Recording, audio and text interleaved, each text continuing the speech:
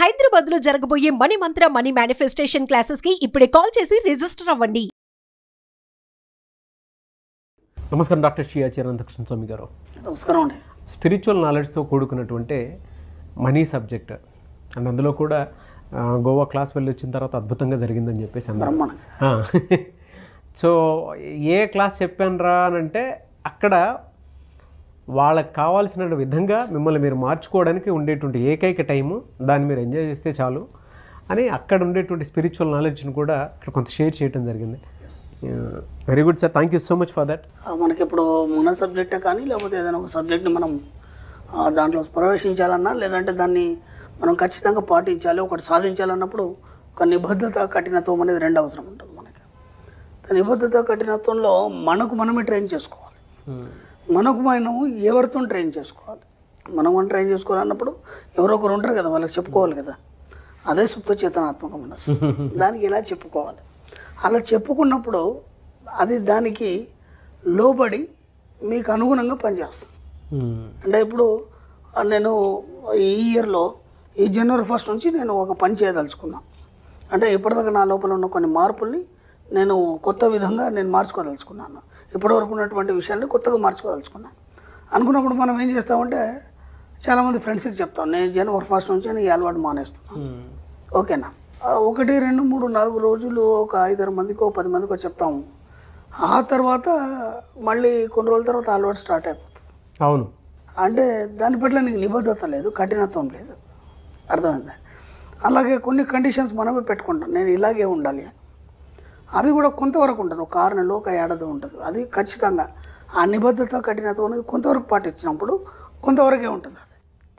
కానీ మన సబ్జెక్ట్లో మనం డబ్బు సాధించాలి, లేదంటే మనం ఒక ఉన్నత స్థాయికి వెళ్ళాలి, లేదా అందరూ నన్ను చూసే విధంగా ఎదగాలి, లేదా నాకంటూ నేను భిన్నంగా ప్రవర్తించాలి, సమాజానికి కానీ లేకపోతే జనాలకు కానీ భిన్నంగా అంటే వ్యతిరేకం వేరు, భిన్నంగా వేరు. అవును, ఈ తేడా తెలియాలి మనకి, లేకపోతే అది మళ్ళీ ఇంకో రకంగా భిన్నంగా ప్రవర్తించాలన్నప్పుడు నీ ఆలోచన విధానంలో తేడా ఉండాలన్నప్పుడు నువ్వు ఖచ్చితత్వాన్ని కలిగి ఉండాలి, దాంట్లో కఠినత్వం ఉండాలి, నేను చెప్పినట్టు నిబద్ధత ఉండాలి. అవును, అలా ఉండాలి అన్నప్పుడు నువ్వు ఎవరితోనే ఏమి చెప్పొద్దు. ఫస్ట్ నువ్వేం చేయాలనుకుంటున్నావు అది ఎవరితో చెప్పొద్దు.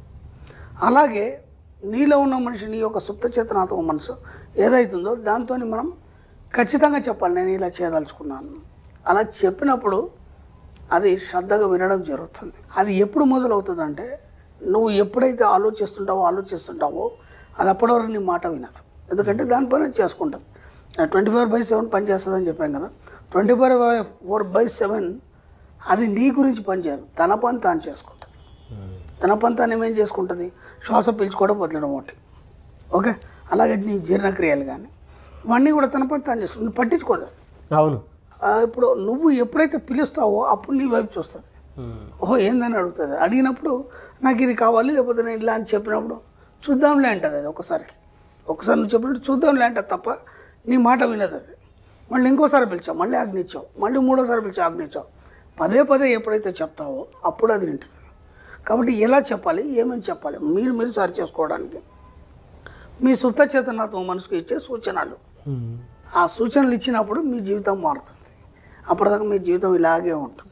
ఎందుకంటే ఇప్పుడు చాలామంది కూడా ఏమంటారంటే నేను ఈ సబ్జెక్ట్ వింటున్నాను, వీడియోలో క్లాసుకు కూడా వచ్చాను, అయినా నాలో మార్పు రాలేదు, నేను అనుకున్నంత సంపాదించలేకపోయాను, లేదా అప్పులు కట్టలేకపోయాను, లేదంటే ఇంకా కొత్తదనాన్ని నా జీవితంలో నేను సంతరించుకోలేదు. ఇవన్నీ ఎందుకు జరుగుతున్నాయంటే నీ సుప్త చేతనానికి నువ్వు ఖచ్చితమైన నిబద్ధతతో కూడినటువంటి కఠినమైనటువంటి సూచన ఇప్పటిదాకా ఇవ్వలేదు. అందుకని చెప్పేసి ఎక్కడ కూడా నువ్వు సక్సెస్ కావట్లేదు. అది చేసినప్పుడు ఎంతో కొంత అవుతుంది, తర్వాత మళ్ళీ వెనక్కి పడిపోతున్నారు. చేసినప్పుడు ఎంతో కొంత అవుతుంది, మళ్ళీ వెనక్కి పడిపోతారు. ఎలాంటి సూచనలు ఇవ్వాలి మీ సుప్త చేతన మనసుకి నేను ఒక 5 పాయింట్స్ చెప్తాను. ఎస్, వీటిని మీరు ఎలా సూచనలు ఇవ్వాలి, దాంతోపాటు మీకేం కావాలో మీరు తయారు చేసుకోవాలి. నేను ఒక 5 పాయింట్లు చెప్తాను. ఓకే, నెంబర్ 1 పాయింట్ వచ్చి, నేను సంపదను ఐశ్వర్యాన్ని అనుభవించడానికి సిద్ధంగా ఉన్నాను. నేను సంపదని ఐశ్వర్యాన్ని అనుభవించడానికి సిద్ధంగా ఉన్నాను అన్నప్పుడే అది మీకు ఇవ్వడం జరుగుతుంది. మీరు దాని గురించి ఆలోచన లేదు, దాన్ని అనుభవించడానికి సిద్ధంగా లేరు. అలాంటప్పుడు ఎలా మీకు పాసిబుల్ అవుతుంది? ఒక గురుకులంలో నువ్వు శిక్షణ పొందడానికి వెళ్ళినప్పుడు గురువు చెప్పినప్పుడు నువ్వు వినాలి. అక్కడ ఏ నిబద్ధతలు ఉంటే వాటన్ని నువ్వు పాటించినప్పుడే ఆ విద్య అనేది నీకు అబ్బుతుంది. అవునా కదా? అవును. కాబట్టి నువ్వు దానికి సిద్ధంగా ఉన్నావా, ఉండి నువ్వు గురుకులానికి వెళ్తున్నావా, అప్పుడు మాత్రం నీకు అవన్నీ అబ్బుతాయి. నువ్వు దానికి అనుగుణంగా లేవు, సిద్ధంగా లేవు, అక్కడ నియమాలు నీకు పనిచేయవు, అలాంటప్పుడు నీకు విద్య ఎలా అవుతుంది? మళ్ళీ బయటకు వచ్చేస్తాం. కాబట్టి ముందు యాక్సెప్టెన్స్ నీ లోపల, నీ జీవితంలో నేను దీనికి సిద్ధంగా ఉన్నాను చెప్పినప్పుడు మాత్రం విశ్వం ఇవ్వడం అనేది జరుగుతుంది. అప్పటిదాకా ఇవ్వదు. ఓకే. నెంబర్ 2 ఏంటంటే డబ్బు సంపద అనే పదాలు నాలో నిరంతర ఉత్తేజాన్ని కల్పిస్తూ నా జీవితంలోకి ప్రవేశిస్తాయి. ఎంత అద్భుతంగా ఉంది. డబ్బు సంపద అనే పదాలు ఏవైతున్నాయో నిరంతరం నా లోపల ఉత్తేజాన్ని కల్పిస్తాయి. అంటే ఇక్కడ ఏమవుతుందంటే ఆ 2 పదాలని మీరు ఉచ్చరించినప్పుడు మీ శరీరంలోని ప్రతి నర్వ్ కానీ లేకపోతే మీరు ప్రతి బాడీలో ఉన్నటువంటి కణం స్పందన చెందుతాయి. అవును. అలా చెప్పినప్పుడు కదా మీకు స్పందన చెందుతుంది. ఇప్పుడు డబ్బు సంపద అండి అని అన్నాం అనుకోండి, దాంట్లో ఎలాంటి నిస్తేజం తప్ప ఉత్తేజితం లేదు. ఉత్తేజితం లేనప్పుడు మీలో వైబ్రేషన్ రాదు. ఆ వైబ్రేషన్ వచ్చినప్పుడు దాని వైపు మీ మనసు ప్రయత్నం చేస్తుంది. అప్పటిదాకా ప్రయత్నం చేయాలి. కాబట్టి ఆ పదాలు చెప్పినప్పుడల్లా ఉత్తేజాన్ని మీ మనసు పొందుతుంది. కాబట్టి ఆ డబ్బు సంపద మీ జీవితంలోకి రావడం అనేది జరుగుతుంది. ఆ పదాలు ఎప్పుడు మీరు పలికినా మీ యొక్క మనసులో స్పందిస్తుంది. మనసు స్పందించినప్పుడు ఈ శరీరంలో ప్రతి కణం స్పందిస్తుంది. నెంబర్ 3, నా ప్రతిభని నా సుప్త చేతనాత్మక మనసు నిర్వహించి చక్కని ఫలితాలను ఇస్తుంది. ఇక్కడ ఏ పనైనా సరే నువ్వు చేయట్లేదు. ఓకేనా? ఇప్పుడు మేమేమనుకుంటున్నారు, మీరు ఏది చేసినా చేతనాత్మక మనసుతో చేస్తారు. మనం గతంలో కూడా చాలాసార్లు అనుకున్నాం. కాబట్టి చేతనాత్మక మనసుతో చేసింది ఏది కూడా ఫెయిల్ అవుతుంది. అది తాత్కాలిక విజయమే తప్ప శాశ్వతమైనటువంటి విజయం ఉండదు. కాబట్టి సుప్త చేతనాత్మక మనసుతో కూడి ఉండి మీరు ఎప్పుడైతే ఏదైతే చేస్తారో ఆ పనిని మీరు నిర్వహించారు, అది నిర్వహిస్తుంది. ఎందుకు? ఇప్పటివరకు నేను ఎన్నోసార్లు చెప్పాను కదా, మీరు పిలిస్తే కానీ అది పలకదు. పదే పదే మీరు చెప్పి నాకు ఇది కావాలని చెప్పినప్పుడు బాధ్యత తను తీసుకొని దాన్ని ఎలా డిజైన్ చేయాలని చేస్తుంది. కాబట్టి సుప్త చేతనాత్మక మనసు ఏదైతుందో మిమ్మల్ని సరైన దారిలో ఉన్నతమైన జీవితాన్ని కల్పించడానికి సిద్ధంగా ఉంటుంది. కాబట్టి మీ యొక్క కాషన్స్ అన్ని దానికి ఇవ్వండి. ఓకే. అలాగే నా అనుమతి లేకుండా నా నిద్రలో కానీ లేదా సుషుప్త అవస్థలో కానీ నా జీవితంలోనికి ఏది ప్రవేశించదు. అది ఎంత ఎక్సలెంట్ వర్డ్ అంటే మనం ఇంతకుముందు కూడా మనకు విన్సెంట్ ఫీల్ చెప్పినటువంటి ఒక చిన్న వర్డ్ చెప్పుకున్నాం. ఏది దానికి కలత చెందాం, ఏది నీ దగ్గరికి రానియకు, అన్నీ మాయమైపోతాయి. విన్సెంట్ ఫీల్ అని చెప్పుకున్నాం మనం. అవును. ఇది కూడా అదే. అంటే నువ్వేం చేస్తున్నావు అంటే నువ్వు అనుమతిస్తేనే, స్టార్టింగ్లో చెప్పుకున్నావు ఒక వర్డ్, నువ్వు అనుమతిస్తే కానీ నీ జీవితంలోకి ఏది రాదు. యాక్సెప్టెన్స్. కాబట్టి ఇక్కడ ఏం చెప్తున్నావు అంటే నిద్రలో అయినా పర్లేదు, లేదా సుషుప్తావస్థలో అంటే నిద్ర కాంది నిద్ర అయింది అంటే మగత నిద్రలో ఉంటాం కదా మనం, ఆ సుషుప్తావస్థలో అయినా సరే నువ్వు ఎలాంటి స్థితిలో ఉన్నా సరే నీ అనుమతి లేకుండా నీ జీవితంలోకి ఎవరు రారు, ఏ విషయాలు ప్రవేశించవు. అంటే ఇక్కడ నువ్వు నెగిటివ్ని ఆపాదించుకున్నావా అది నీ అనుమతితోనే ఆపాదించబడుతుంది. పాజిటివ్ని ఆపాదించుకున్నావా అది నీ అనుమతితోనే ఆపాదించబడుతుంది. ఇక్కడ మన సబ్జెక్ట్లో ఏం చేస్తాం, నెగిటివ్ని అనుమతించట్లేదు. మన సబ్జెక్ట్లో ఓన్లీ పాజిటివ్ని అనుమతిస్తున్నావు. కాబట్టి నీ జీవితం అంతా పాజిటివ్గా మారిపోతుంది. కాబట్టి ఇక్కడ నువ్వు ఏది అనుమతిస్తే దానిలాగానే జీవితం తయారవుతుంది. అది ఎలా?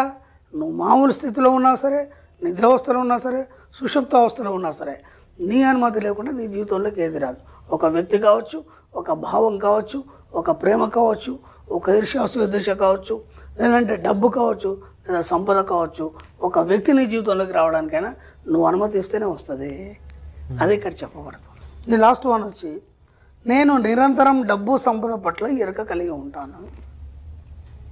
ఈ 5 ఏవైతే మనకి వర్డ్స్ ఉన్నాయో ఇవి మీరు అనుమతిస్తే కానీ మీ జీవితంలోకి రావు. అన్నప్పుడు మీరు ఏం చేయాలంటే వీటన్నిటికీ మీరు నిబద్ధత, కఠినత్వాన్ని కలిగి మీ జీవితంలోకి ఆహ్వానం చేసుకుంటున్నారు.